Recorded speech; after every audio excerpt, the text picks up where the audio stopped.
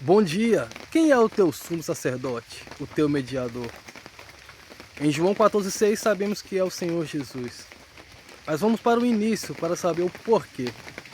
Em Gênesis, Deus decretou que quem comesse da árvore da vida morreria. Então ali tinha uma lei, não era uma palavra qualquer, é uma lei estabelecida por Deus.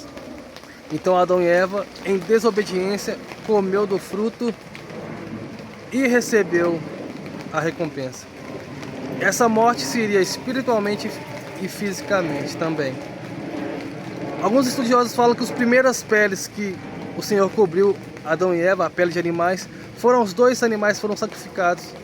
Animais foram sacrificados para cobrir Adão e Eva fisicamente, mas também espiritualmente, porque ali já era o primeiro sacrifício feito de animais, derramamento de sangue, porque quem morrer tinha que quem comesse do fruto tinha que morrer, tinha que ter derramamento de sangue, porque simbolizava a morte espiritual e física. O sangue representava a morte física também. Então tinha que morrer. Como o Senhor está com misericórdia deles, o Senhor falou: então vamos ter que fazer um sacrifício aqui. Alguém tem que morrer, a lei vai ser cumprida. A morte vai vir, a palavra não volta atrás. Então morria um animal no local. Aí o Senhor deu as leis aos profetas, entregou aos sacerdotes, que foi constituindo durante a caminhada. Os sacerdotes cumpriam a lei que foi entregue pelos profetas e começaram os sacrifícios. Toda vez que alguém pecava, que era um pecado resultante de morte, eles tinham que sacrificar em prol de santificar a si mesmo por aqueles pecados. Mas aí tinha um sacerdote e os sumos sacerdotes. Tinha o tabernáculo, depois veio o templo, né? Para entrar, os sacerdotes é a ligação do povo para com Deus. Como o profeta, a ligação de Deus para com o povo. Então os sacerdotes iam se mediar o que o povo necessitava para com Deus. O sacerdote se purificava, se santificava, se preparava para adentrar. E também sacrificava por si mesmo para poder sacrificar para o povo. Então ele adentrava no tabernáculo, lá no santo, e depois passava da cortina, né, do véu, que era no segunda, para adentrar no Santo dos Santos. E ali, na entrada, muitos sacerdotes já morriam. Por quê? Porque eram falhos. E se estava em pecado, ou então em desobediência, ou errasse algum procedimento no ritual que tinha que ser feito, eles morriam. Então o povo ficava sem sacrifício. Provavelmente resultaria em morte em massa, em desastres naturais e muitas coisas que o pecado ia cometer, como o pecado cometeu na época de Noé. O pecado chegou a um alto nível que toda a face foi destruída. E não tinha mais sumo sacerdote, não tinha mais sacrifícios, não tinha mais como fazer por aquele povo. Deus já não queria mais sacrifício, porque com boca vocês me louvam, mas os corações seus estão longe de mim. Sacrifício em vãos. Deus não queria isso. Mas todo feito naquela época da antiga lei já estava representando o que seria feito pelo Senhor Jesus. Era um simbolismo do que a verdadeira aliança, a aliança perfeita seria feita. Por quê? Quando sacrificavam um animal imperfeito, um animal puro, em prol de um pecado de uma pessoa errônea, era um sacrifício imperfeito, porque o ser humano que estava fazendo aquilo não era perfeito, os sacerdotes não eram perfeitos, tudo não era perfeito. Era como se você apresentasse uma coisa 95% pura para Deus. Porque, lembra que eu falo para vocês? A gente é como um corpo estranho. Todo corpo estranho é expelido, né? Porque não é aceito. Se a gente não fazer parte daquele corpo, não ser parte daquele corpo, a gente vai ser um corpo estranho e vai ser expelido.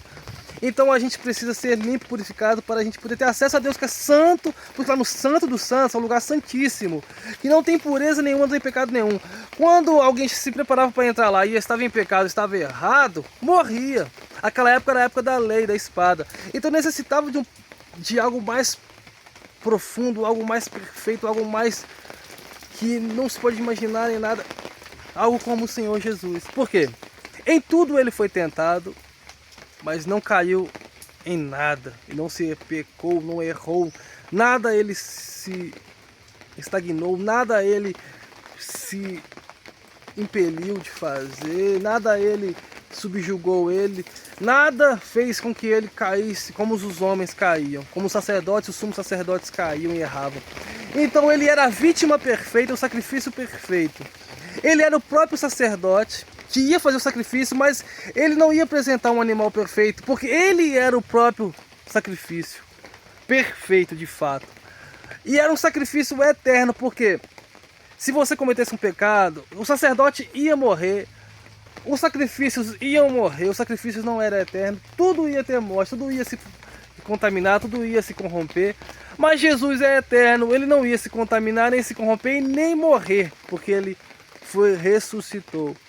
Então ele era o próprio sacrifício perfeito da nova aliança, trazendo a redenção.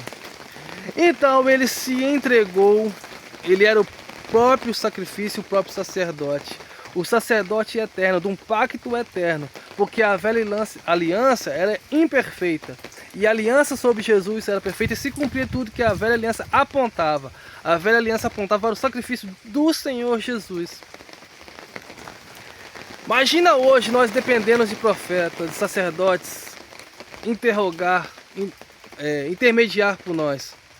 Me incujo nisso. A gente ia pisar na entrada da tenda e ia morrer.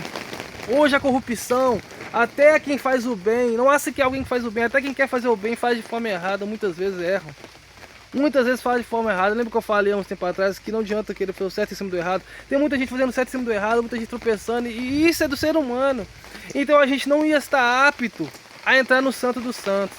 Mas lembra que quando o Senhor Jesus fez o ato na cruz de se entregar por amor, sendo o próprio sacrifício, o sacerdote perpétuo, eterno, quando ele se entregou, o véu foi rasgado. Sabe aquele véu que foi rasgado? Era o véu que tinha lá no Santo dos Santos, o véu que representava a separação do homem e Deus.